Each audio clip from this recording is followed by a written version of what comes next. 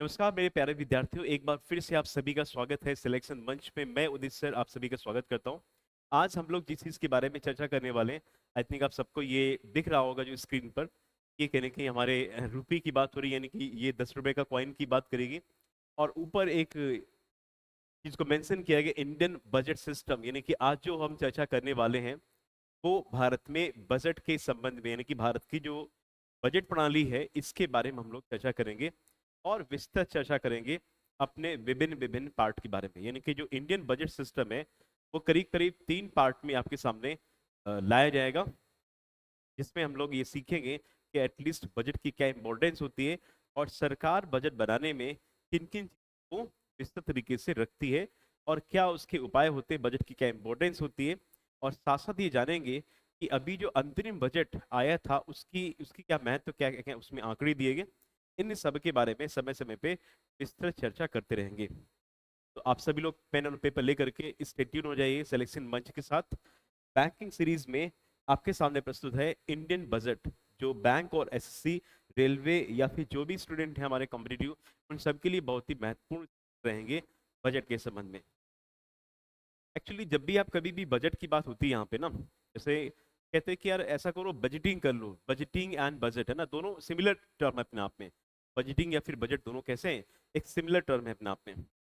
तो बजटिंग का मतलब ये होता है कि हमने ये देखा हुआ है कि भाई हमारे पास कमाई का कितना साधन है और हमारे जो फिक्स इनकम है कितनी क्या है, या फिक्स जो एक्सपेंसेस हैं उनको कैसे तरीके से हम मैनेज करें। तो कहने का मतलब हो जाएगा ये कि बजट एक ऐसी प्रक्रिया कहलाएगी जिसमें हम अपने इनकम और एक्सपेंडिचर के बारे में एक लेखा जोखा रखते हैं, एक डेटा रखते हैं। और इसी डेटा के हिसाब से हम चीजों को प्रिडिक्शंस करते हैं कि आने वाले समय में जो खर्च होगा, खर्च की भरपाई करने के लिए किन सेक्टर से इनकम किया जाना अनिवार्य बताएगा। बजट का मतलब एक सिंपल तरीके से हो जाएगा लेखा जोखा। और जो ये लेखा जोखा होगा, ये लेखा जोखा एक प्रकार से आय और व्यय, यानी कि इनकम और एक्सपेंडिचर का एक एक विस्तृत मसौदा होगा, एक फाइनेंशियल डॉक्यूमेंट्स होंगे जिनको बजट बोला जाएगा। तो जानने की कोशिश करते हैं क्लास यहाँ पे। देखिए सामने ये मेंशन किया गया बजट, इसमें एक कोई एक इमोजी मैंने यहाँ पे मेंशन करी हुई है बजट के बारे में, थिंक टैंक कर रहा कोई ऐसा। और यहाँ पर कई प्रकार के सिक्के दिए गए इसमें, और साथ साथ यहाँ पर ये मेंशन किए गए मिस्टर जेम्स विल्सन, है ना, ये जेम्स विल्सन है। और ये जेम्स विल्सन साहब है जो ये बजट के एक प्रकार से भारत के फाउंडर कहलाएंगे, भारत में बजट के फाउंडर कहलाएंगे। He was the father of Indian budget system, mister James Wilson, है ना। जेम्स अंकल बहुत महान व्यक्ति हुआ करते जिन्होंने भारत में बजट के बारे में एक एक सिस्टमेटिक अप्रोच रखी। और ये सिस्टमेटिक अप्रोच उन्होंने कहीं ना कहीं सीखी जा करके, यानी कि भारत में जेम्स विल्सन जो स्कॉटिश इकोनॉमिस्ट थे, है ना, स्कॉटिश इकोनॉमिस्ट थे, स्कॉटिश अर्थशास्त्री थे। इन्होंने बजट के संबंध में इंग्लैंड से कॉन्सेप्ट लिया था। यानी कि हमने अंग्रेजों से बहुत कुछ सीखा भी है और उनके द्वारा दिए गए ऐसे कई सारी चीजें जो रूलिंग की हो या फिर और तमाम सारी चीजों, हाँ ये जरूर है कि हमने, यानी कि इंडियंस ने अपग्रेड किया चीजों को, लेकिन फाउंडर कहीं ना कहीं जो फंडामेंटल सीखे वो कहीं ना कहीं चीजों सीखी और अपने इंडियन से भी सीखी। तो मतलब हो जाएगा ये कि बजट के बारे में जो भारत में कॉन्सेप्ट लेकर के आए थे उनका नाम था जेम्स विल्सन। और वर्ल्ड में सबसे पहली बार जो बजट के बारे में जो फंडामेंटल दिया गया था वो दिया गया था इंग्लैंड के पहले ऐसे वित्त मंत्री जिनका नाम था जेम्स, जिनका नाम था फिलहाल ये रॉबर्ट वॉलपॉल। तो इंग्लैंड में सबसे पहली बार विश्व में बजट का कॉन्सेप्ट सिर्फ 7 महीने के लिए लाया गया था, जो कि रॉबर्ट वॉलपॉल के द्वारा लाया गया था 1733 में, ठीक है, 1733 में। एक्चुअली ये जो फंडामेंटल्स भी में फैक्ट है, ये तो बहुत सारी जगह आप पढ़ सकते हो, लेकिन एक्चुअल बजट का मतलब ये होता है कि बजट इसलिए बनाना जरूरी होता है कि बजट एक एक मिरर कहलाएगा समाज का। यानी कि आम जनता ये समझती है कि को हमें सरकार को हमने वोट दिया है, सरकार को अपने मत से बनाए हुए हैं।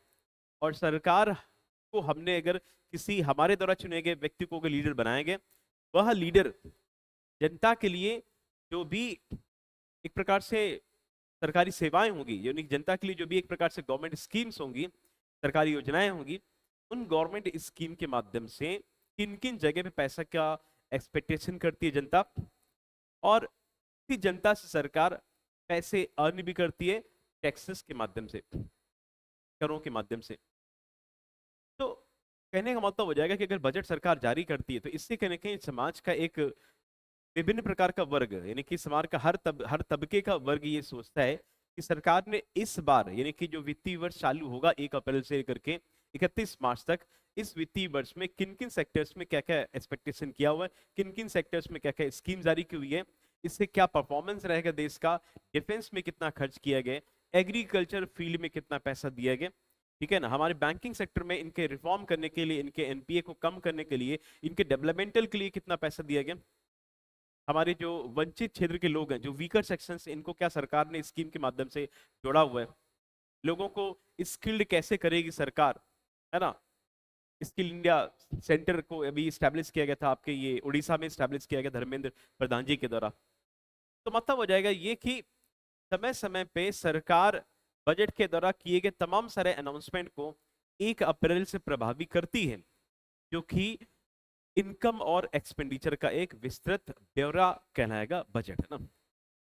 तो बजट एक विस्तृत एक टॉपिक है अपने आप में, इसकी चर्चा हम लोग कर रहे हैं, करने जा रहे हैं। तो बजट शब्द की सबसे पहली बार जो शुरुआत करी गई थी वो इंग्लैंड में करी गई थी, इस बात को आप लोग याद रखिएगा। इस स्लाइड में मेंशन किया गया है कि बजट के संबंध में आपको ये समझना चाहिए कि हमारे भारतीय बजट में किन किन प्रकार के आर्टिकल्स को मेंशन किया गया। एक्चुअली मैं आपको बताना चाहूंगा कि बजट देखा जाए अगर, तो बजट शब्द का जिक्र हमारे भारतीय संविधान में नहीं किया गया, यानी कि द शब्द द वर्ड ऑफ बजट, यानी कि बजट का जो शब्द है इसका जिक्र, बजट वर्ड्स का जो जिक्र है वो हमारे संविधान में नहीं किया गया। हमारे संविधान में ऐसी व्यवस्था करी गई है कि आर्टिकल संख्या 112 के अंतर्गत जो एनुअल फाइनेंशियल स्टेटमेंट होते हैं, यानी कि जो वार्षिक वित्तीय जो दस्तावेज होते हैं, उन वार्षिक वित्तीय दस्तावेज को सरकार के समक्ष राष्ट्रपति के आदेश पर, राष्ट्रपति एक एपेक्स अथॉरिटी है भारत में, राष्ट्रपति के आदेश पर सरकार के समक्ष, यानी कि इंडियन पार्लियामेंट में वित्तीय वर्ष प्रारंभ होने के पहले आम जनता के लिए, कि तमाम सारे वेलफेयर के लिए एक मसौदा तैयार करके पार्लियामेंट पे रखा जाए, प्रेजेंट किया जाए, और ये कार्य हमारे वित्त मंत्री जी करेंगे, ऐसा हमारे आर्टिकल संख्या 112 में मेंशन किया गया। लेकिन ये जो बजट है ना, इस शब्द की शुरुआत सबसे पहले फ्रांसीसी भाषा, फ्रेंच लैंग्वेज पूजे से हुई थी, यानी कि रॉबर्ट वॉलपोल सबसे पहले ऐसे वित्त मंत्री थे इंग्लैंड के जिन्होंने 7 महीने का एक फाइनेंशियल असेसमेंट लेकर के लेदर के बैग में ला करके वो ब्रिटिश पार्लियामेंट में पहुंचे जा करके उन्होंने बोला ऐसा कि भाई हम एक वित्त मंत्री हैं, जो कि इंग्लैंड के पहले वित्त मंत्री है रॉबर्ट वॉलपोल। इन्होंने 1733 में एक एक एक थैले में, एक डॉक्यूमेंट में, तो लेदर बैग बोला गया, चमड़े का थैला बोला गया, उसमें कोई एक डॉक्यूमेंट लेके गए इनकम एक्सपेंडिचर का, और फ्रेंच लैंग्वेज में उसको उस टाइम पर बगटी या बूजे बोला जाता था। तो ऐसे करके बगटी शब्द से ही कहीं ना कहीं बजट बना हुआ है, क्योंकि हमारे भारत में इसको बजट का प्रारूप दिया गया, जबकि हमारे संविधान में एनुअल फाइनेंशियल स्टेटमेंट का जिक्र किया गया आर्टिकल संख्या 112 के अंतर्गत। तो आपको ये समझना चाहिए कि हमारे यहाँ पर जो बजट होगा इसमें आर्टिकल्स का क्या इंपॉर्टेंस है, यानी कि संविधान के कौन कौन से आर्टिकल्स में क्या क्या बातें बताई गई हैं, तो हमारे बजट को इंपॉर्टेंस में फोकस करता है। बजट की क्या इंपॉर्टेंस है ये आपको मालूम होना चाहिए कि बजट हमारे देश का एक मिरर कहलाएगा, समाज का एक आईना कहलाएगा। इसमें समाज यानी जनता विभिन्न प्रकार के स्रोतों से इनकम होती है सरकार की, वो इनकम के बारे में थिंक टैंक रखेगा सरकार, और जनता के ऊपर बहुत सारा पैसा खर्च भी करने का पर्सपेक्टिव सरकार के द्वारा होगा, जिससे आम जनता के development, skill, education, infrastructure, health, ठीक है ना, ये सारी चीजें बहुत अच्छे से हो सके, इसलिए इंपॉर्टेंस होना चाहिए आपको बजट को। अब देखिए बजट के टाइप्स बहुत सारे होते हैं, जेंडर बजट है ना, स्पेसिफिक जेंडर को यानी कि फीमेल को या स्पेशली मेल को या फीमेल को वेलफेयर करने की बात करी जाए, इसको जेंडर बजट के रूप में बोला जाएगा। परफॉर्मेंस बजट, जीरो बजट, ठीक है ना, ऐसे कई प्रकार के टाइप्स ऑफ बजट की बात होती है। बजट में विभिन्न प्रकार के डेफिसिट होते हैं, है ना, budget deficit, primary deficit, physical deficit. तो इन डेफिसिट की क्या इंपॉर्टेंस होती है ये भी आपको मालूम होना चाहिए। Kind of income recipient in the budget, यानी कि बजट में किन किन जगह से सरकार इनकम को अर्न कर रही है। अगर सरकार इनकम अर्न कर रही है तो टैक्स के माध्यम से कौन कौन से इनकम होते हैं। यानी कि करों के माध्यम से इनकम करेगी, जिसमें से आपके आय पर के टैक्स लगते हैं, ऐसे कर जो ट्रांसफर ही नहीं कर सकते, है ना, जिनको बोला जाएगा डायरेक्ट टैक्स बोला जाएगा।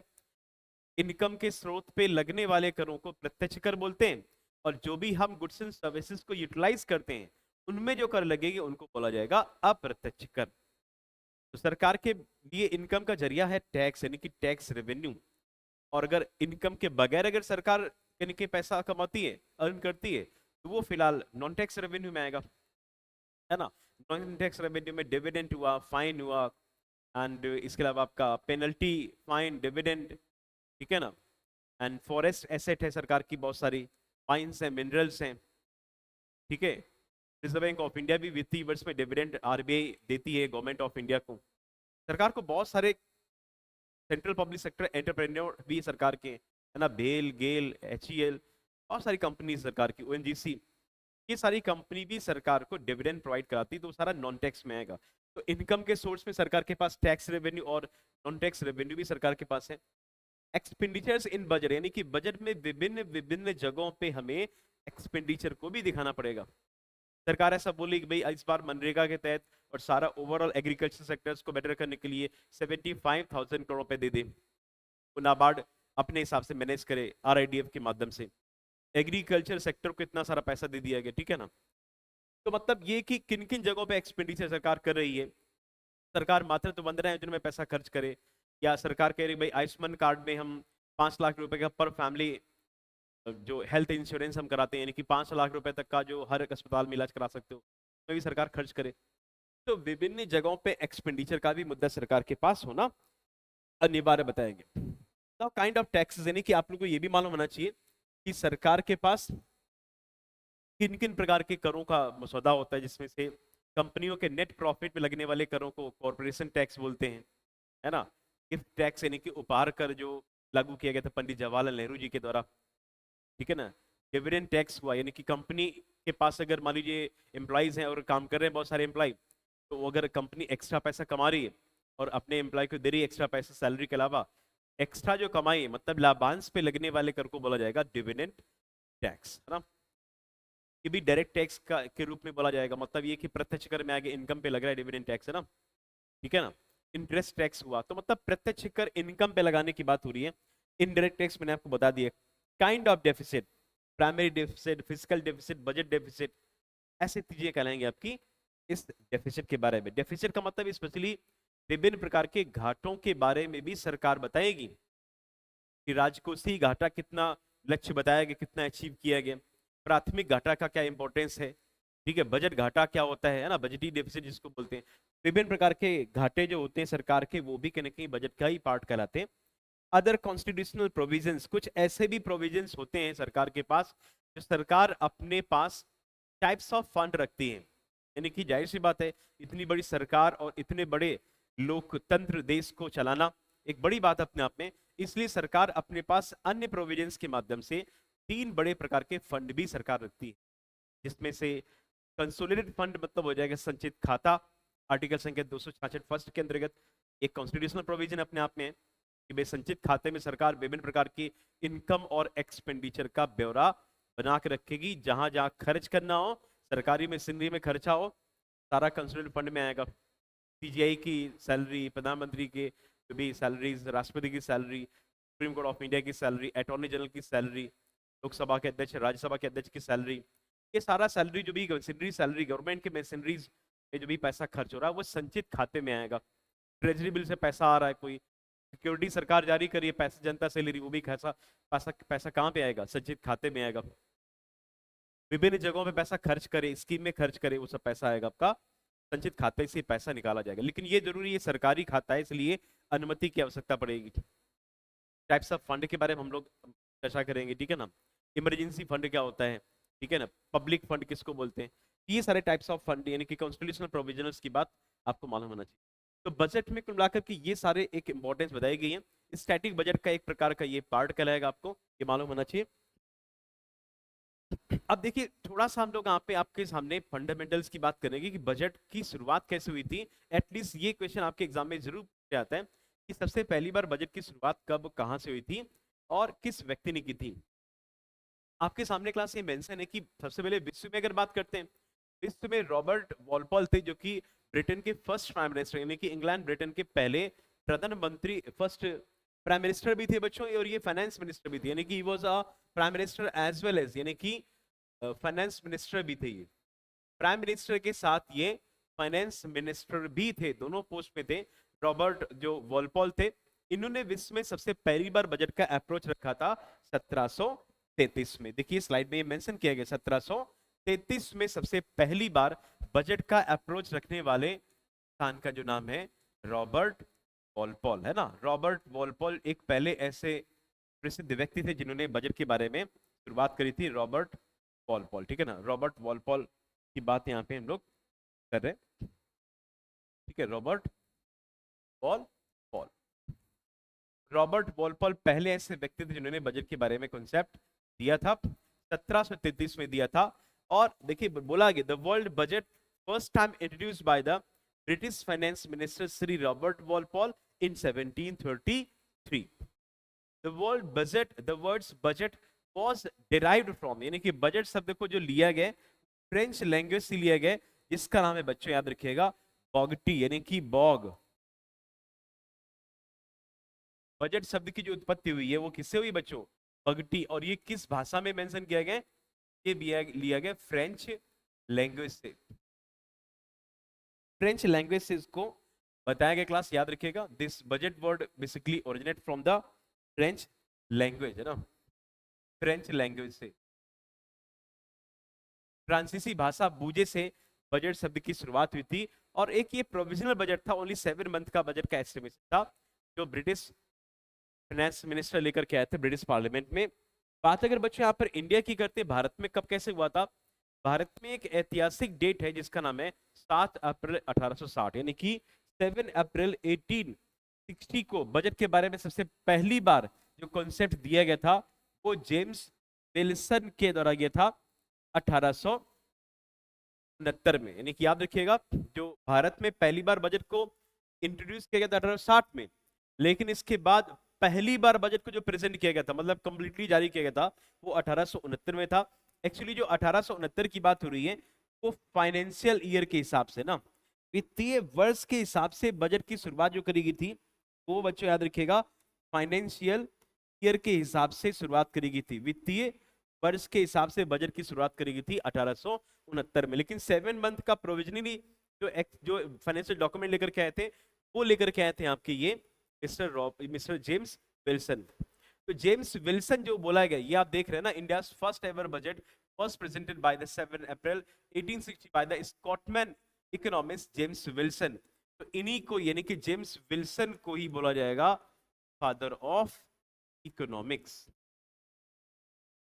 फादर ऑफ इकोनॉमिक्स, यानी कि अर्थशास्त्र के जो जनक, सॉरी जो बजट के जनक कहलाएंगे, father of economics, father of the, I think father of budget लिखना चाहिए, वो लिखना चाहिए मुझे, फादर ऑफ बजट लिखना चाहिए, इकोनॉमिक्स तो आपके दूसरे आ जाएंगे ना, जेम्स एडम स्मिथ आ जाएंगे, ठीक है ना। Father of Indian budget, he was known as a father of Indian budget.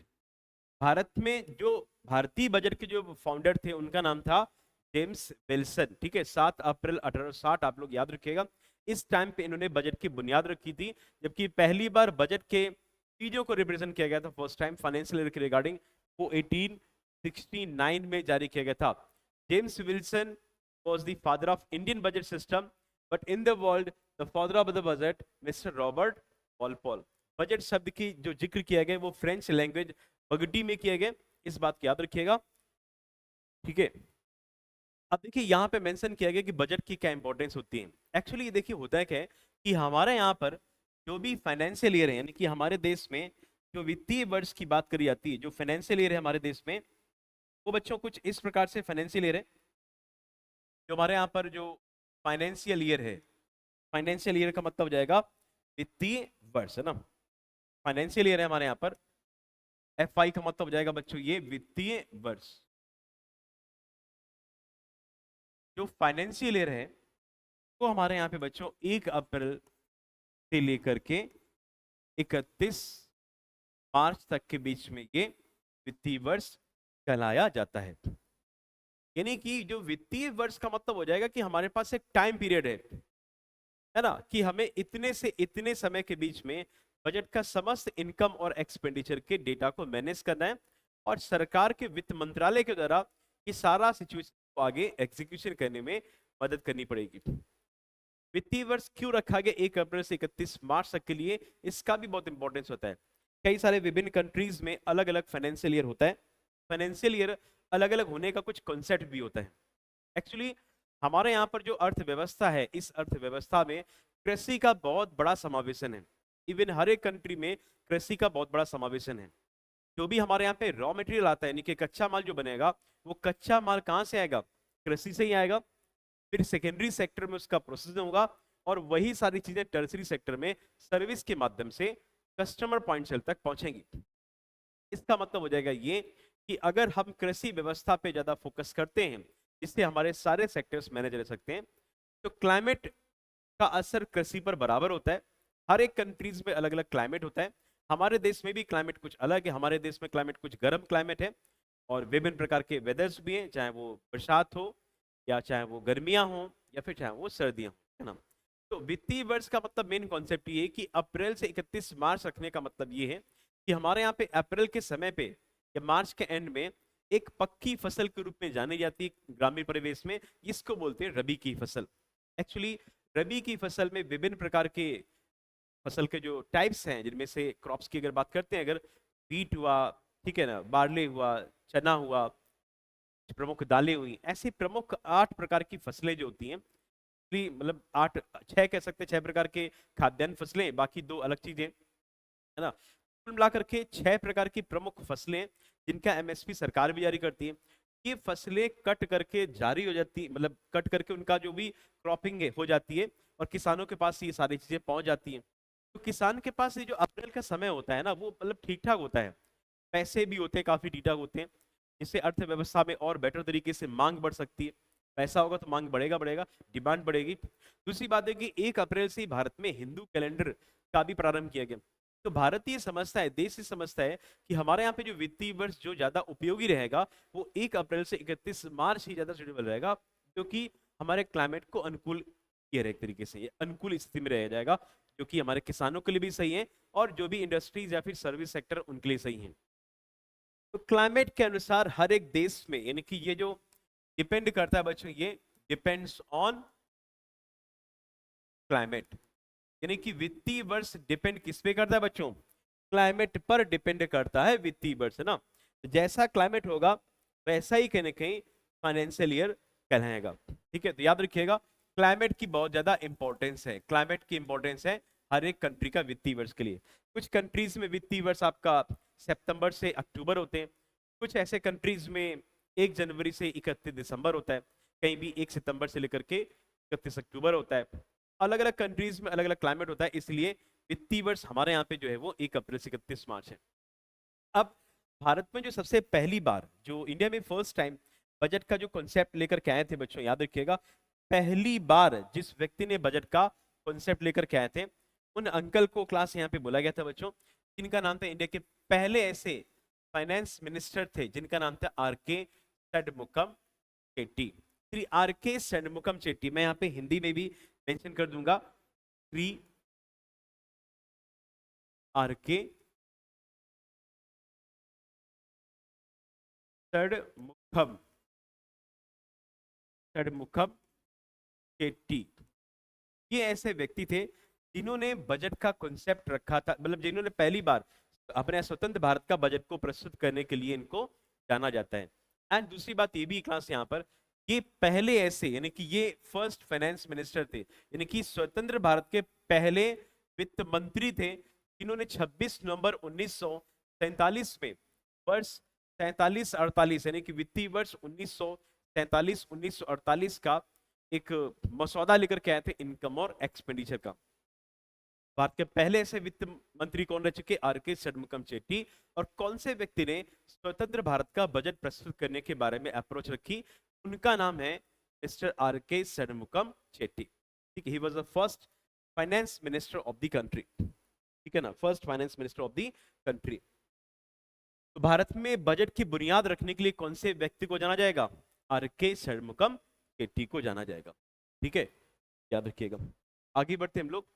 The following departments are responsible in the making of the union budget. मतलब हो जाएगा यही कि बजट की प्रक्रिया चलो स्वतंत्र भारत से उस टाइम पे करी गई थी, और थोड़ी सी मैं कहानी आपको बता दे रहा हूँ, लिखना बहुत ज्यादा मतलब नेसेसरी नहीं होता है, आपको सुनना बहुत जरूरी है।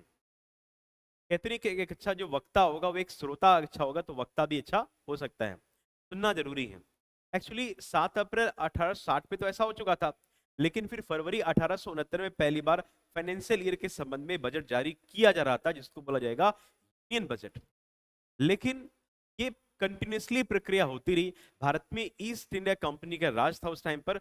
ईस्ट इंडिया कंपनी ने फिलहाल इन बजट और रेल बजट एक साथ प्रस्तुत कर रही थी, लेकिन वर्ष 1920 में इंडिया कंपनी ने रेल बजट को जारी करने से मना कर दिया।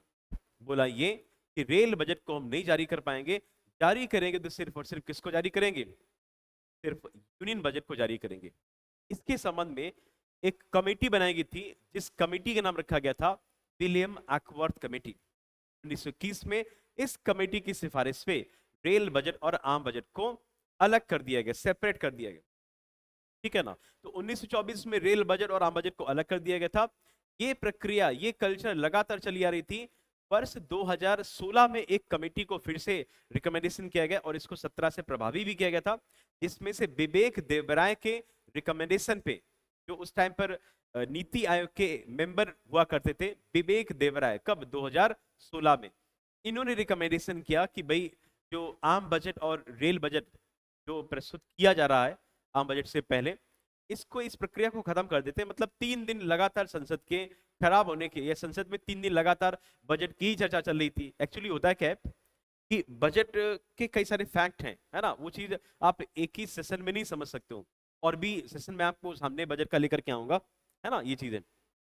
तो 2017 में रेल बजट और आम बजट को फिर से आपस में क्या किया गया था, मर्ज किया गया था। तब से 1 फरवरी से लगातार, यानी कि पहले तो फरवरी के अंतिम कार्य दिवस पे होता था, तब से 1 फरवरी से लगातार फरवरी में, यानी कि 1 फरवरी में यूनियन बजट को ही जारी किया था, और रेलवे को भी इसमें मर्ज किया गया, रेल बजट को भी मर्ज किया गया। बजट से पहले आर्थिक सर्वे का बहुत ज्यादा इंपॉर्टेंस होता है। इनकी सारी चीजों के बारे में प्रक्रियाएं पढ़ेंगे हम लोग आगामी किसी सेशन में, ठीक है ना। यानी कि सेशन में, किसी में क्या, आगामी जिस सेशन अगले दिन आएगा आपके सामने, इंडियन बजट का पार्ट 2 वाला, ठीक है ना। तो थोड़ा सा मैं यहाँ पे और ब्रीफिंग कर दे रहा हूँ। एक्चुअली बजट बनाने की पूरी जो प्रक्रिया होती है, वो मिनिस्ट्री ऑफ फाइनेंस इसके लिए क्या होता है, रिस्पॉन्सिबल होता है ना। मिनिस्ट्री ऑफ फाइनेंस, देश की पहली, यानी कि कंप्लीट जो फाइनेंस मिनिस्टर है एज ए फीमेल, उनका नाम है श्रीमती निर्मला सीतारमन। जबकि किसी महिला ने पहली बार संसद के समक्ष अगर बजट प्रस्तुत किया था, उनका नाम है फिलहाल श्रीमती इंदिरा गांधी जी। तो बजट के परिप्रेक्ष्य में कुल यहाँ पर जो दिए गए क्लास, यहाँ पर ये कुल 5 ऐसे डिपार्टमेंट्स दिए गए, department of economic affairs, department of expenditure and department of revenue, department of financial service, department of investment and public asset management and department of public enterprises. तो कुल यहाँ पे देखिए कितने डिपार्टमेंट, देखिए एक डिपार्टमेंट ये हो गया, ठीक है ना, 2 डिपार्टमेंट ये हो गया, डिपार्टमेंट ऑफ रेवेन्यू 3 हो गया, ये डिपार्टमेंट ऑफ फाइनेंशियल सर्विस 4 हो गया, department of public asset and management 5 हो गया, और इसके अलावा डिपार्टमेंट ऑफ पब्लिक एंटरप्राइजेस 6 हो गया। एक्चुअली थोड़ा क्रोनोलॉजिकल तरीके से मैंने यहाँ पर नहीं क्रिएट किया हुआ है, ठीक है, एक बार इसलिए मैं यहाँ पे आपको डिपार्टमेंट बता दे रहे हैं। तो टोटल कितने डिपार्टमेंट्स यहाँ पे बच्चों याद रखिएगा, टोटल जो यहाँ पर डिपार्टमेंट्स यहाँ मैंने बोला हुआ है, टोटल जो डिपार्टमेंट बोला, टोटल 6 है, यानी कि 6 डिपार्टमेंट मिल करके बजट बनाने की प्रक्रिया में सहयोग करते हैं। साथ में देश की वित्त मंत्री भी होती हैं, और इसके अलावा मुख्य आर्थिक सलाहकार भी होते हैं बजट बनाने के परिप्रेक्ष्य में। कई बार एग्जाम में पूछा गया कि भारत में जो फाइनेंस सेक्रेटरी उनका नाम क्या है, तो टीवी सोमनाथन, है ना। भारत के जो इकोनॉमिक अफेयर सेक्रेटरी अजय सेठ हैं। ऐसे करके सारे लोग यहाँ पे मेंशन किए गए। और इसके अलावा जो चीफ इकोनॉमिक एडवाइजर है, एक्चुअली चीफ इकोनॉमिक एडवाइजर का भी बहुत बड़ा रोल होता है।